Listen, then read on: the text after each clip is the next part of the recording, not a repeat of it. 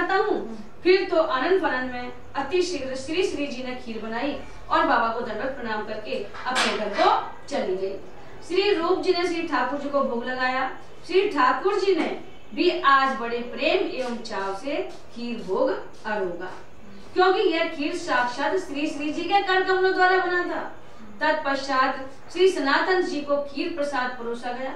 श्री सनातन गोस्वामी जी को प्रसाद पाते समय ग्रास में अलौकिक स्वाद का अनुभव होता है। माँ की हाथ की बनी हुई लाडू जी की गोस्वामी जी को प्रसाद पाते समय ग्रास में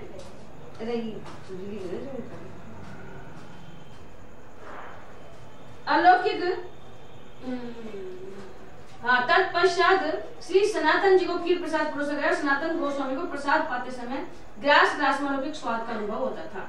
रोम रोम परमानंद से परिपूर्ण हो रहा था। होना भी चाहिए, क्योंकि यह खीर स्वयं श्री राधा सर्वेश्वरी ने बनाया था एवं साक्षात श्री सर्वेश्वर भगवान ने अति प्रेम पूर्वक पाया है। फिर क्यों न प्रेम का नशा चढ़े। श्री सनातन जी से रहा नहीं गया, वे पूछ ही बैठे। तब श्री रूप जी ने इसका समस्त वृत्तांत बताया। फेरी जी ने ऐसी करो।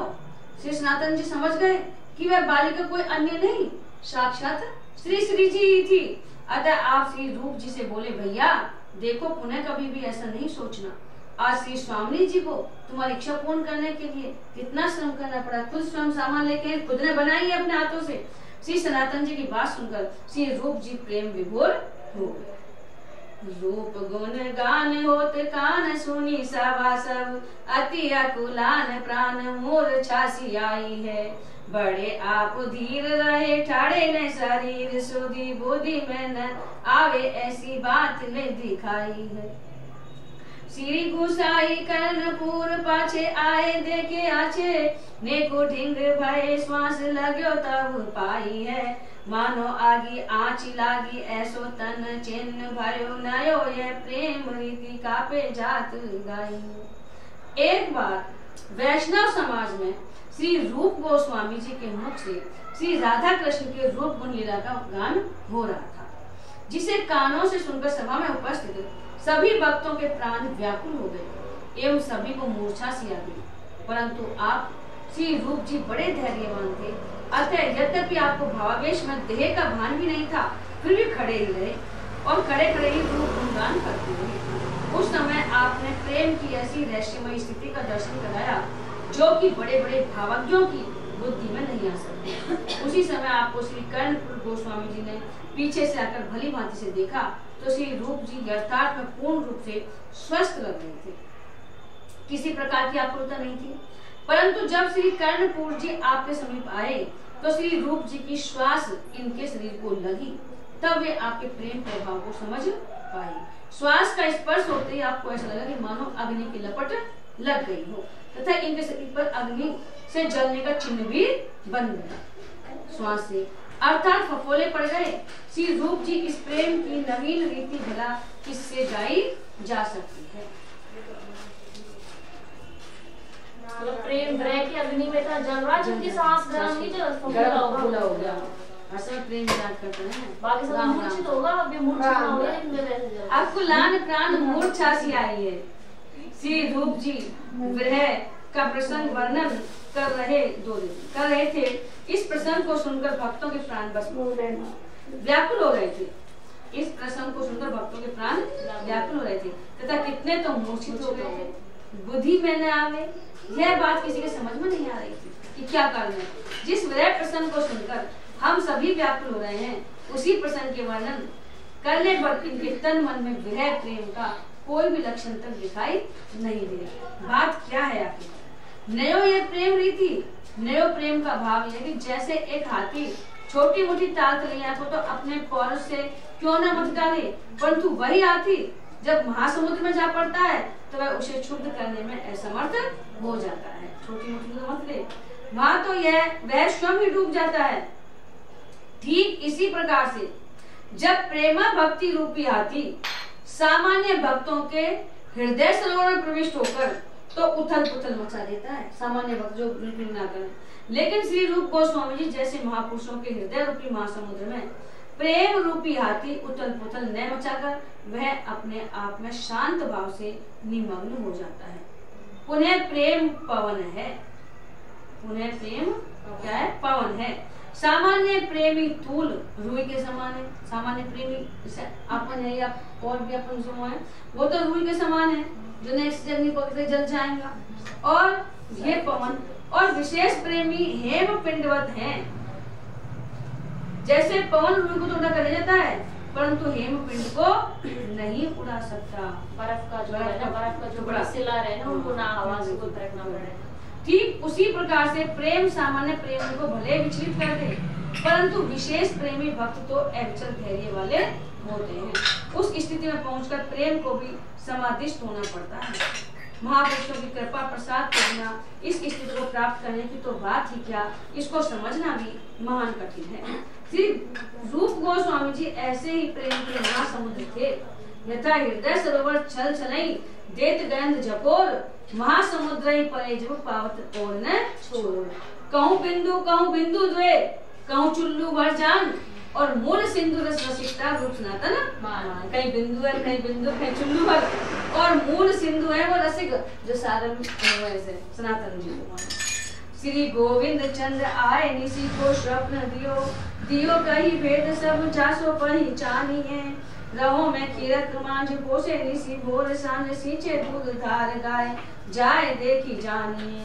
प्रगट ले कियो रूप अति अनूप छवि कवि कैसे कहे तकी रहे लगी मानिए। कहा लो बखानो भरे सागर न गागर में नागर रसिक पिए निस श्री रूप गोस्वामी जी को एक दिन रात्रि के समय ठाकुर श्री गोविंद चंद्र जी ने स्वप्न में दर्शन दिया और अपना सभी रहस्य भी बता दिया, जिससे सहज में ही ये मुझे पहचान। श्री ठाकुर ने कहा कि मैं खिरक में भूख गर्भ में निवास करता हूँ।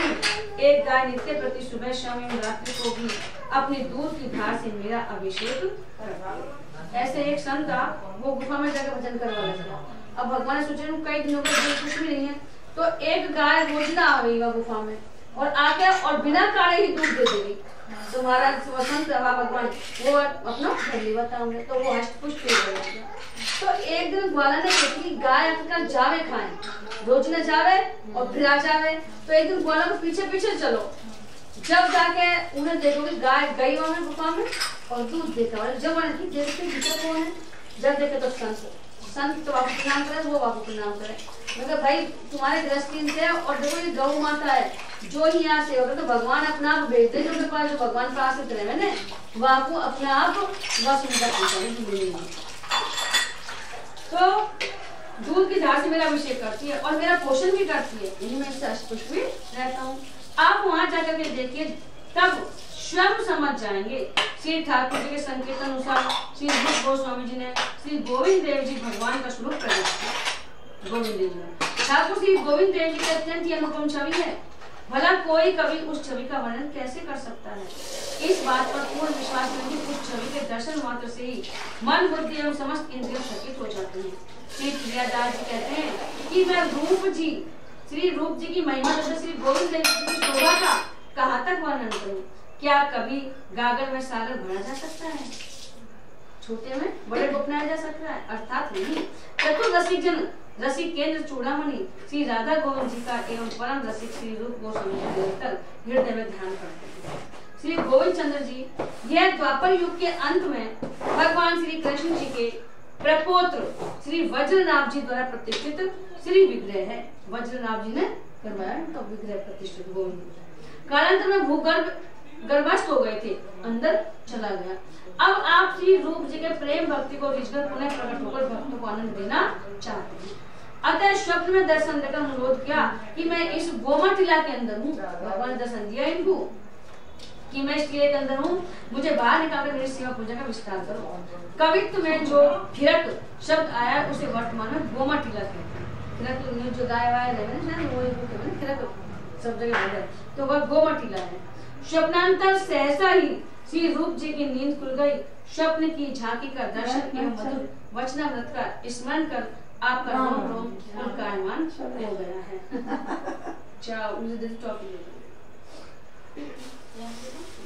हाँ हम स्टॉक दे दो ले प्रसाद ले जाओ पाँच का मुझे प्रसाद का ले वांजली बोल रही है हमारा अच्छा कल गोविंद नहीं गई मैं गोविंद ना ना नंद को अच्छा नंद का बेटा अच्छा जो है कौन सा और अभी तो वैसे भरतपुर वाला क्या ना बम्बई वाली बम्बई गई है तो ना यहाँ सीकर अच्छा जयपुर है वो सीकर से बोल रहा है तो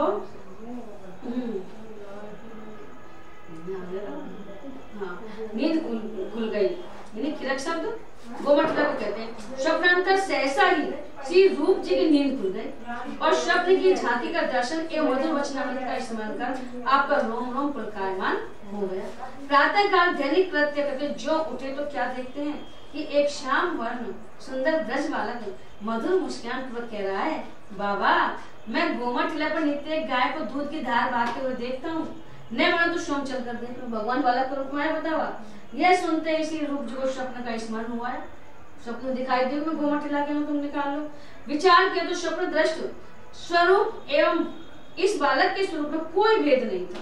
जो स्वप्न में भगवान का रूप दर्शन किया और वह बालक में कोई भेद नहीं था तथा वचन भी दोनों के एक से ही थे। श्री रूप जी मंत्र मुक्त से हुए बालक के पीछे पीछे चल दिए। जब निर्दिष्ट स्थान पर पहुंचे तो समस्त बातें सत्य निकली। यह सब लीला देखकर आपका हृदय अपार आनंद से उछल पड़ा। भगवान दर्शन हो गए। भगवान साक्षात बात ऐसे तो भगवान बात करें इनसे भक्तन से। प्रकट ले की और रूप वर्षा ऋतु समाप्त हो जाने पर आपने ब्रजवासियों को एकत्रित कर बड़ी सावधानी पूर्वक गोमट टीला खोदा गया। भाई अकेला को तो कौन विश्वास करेगा, तो सबको साथ ले गए। तो 10 हाथ नीचे श्री गोविंद देव जी का दर्शन हुआ।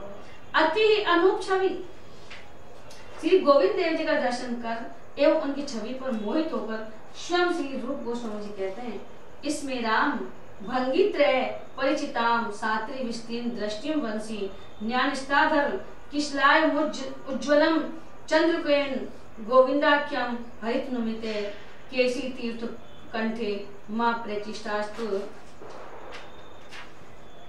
यदि सखी बंधु संगे अस्थिरंग हे सखे, यदि बंधु बांधों के संग में तुम्हारी आसक्ति है तब तो केसी घाट तीर्थ निकटवर्ती ईशद हास्य युक्त त्रिभंग ललित तिरछी मनोहर विशाल दृष्टि वाली जिनके अधर किसले पर वंशी विराजमान है और जो मयूर पंख तरह उत्कृष्ट शोभा युक्त है, ऐसी श्री गोविंद देव जी नाम वाली श्री हरि मूर्ति का दर्शन नहीं करना। अगर ग्रस्ती हो तो हाँ, जब तुम्हारी बंधु बांधवों में आसक्ति है तो विरक्त हो गई। इस निषेध का वास्तविक तात्पर्य यह है कि यदि एक बार भी श्री गोविंद देव जी का दर्शन कर लेंगे तो सहज ही संसार की समस्त ममता से मुक्त हो जाओगे।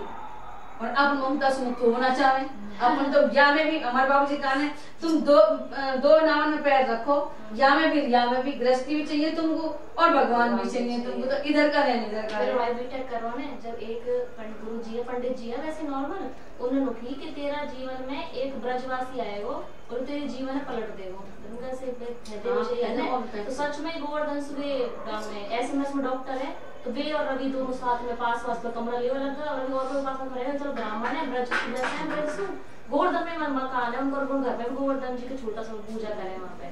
तो वे करवा